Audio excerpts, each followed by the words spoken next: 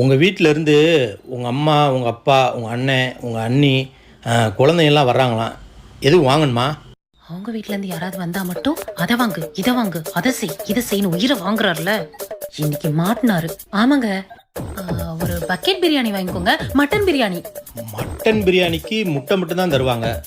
65 சேர்த்து சொன்னால் தான் நல்லாயிருக்கும். ஆடு அதுவா வந்து மாட்டுது. ஆமாங்க, 65 சொல்லிருங்க, 2 கிலோ. அப்படியே ஃபிஷ் ஃப்ரையும் சொல்லிருங்க. ஏங்க குழந்தைங்கலாம் பிரியாணி சாப்பிட மாட்டாங்க, அவங்களுக்கு சிக்கன் நூடுல்ஸ் சொல்லிடுறீங்களா? குழந்தைங்கன்னு சொல்கிற, ஐஸ்கிரீம் வேண்டாமா? ஆமாங்க ஐஸ்கிரீமும் சொல்லிருங்க. சரி மச்சான், கேட்டுச்சா?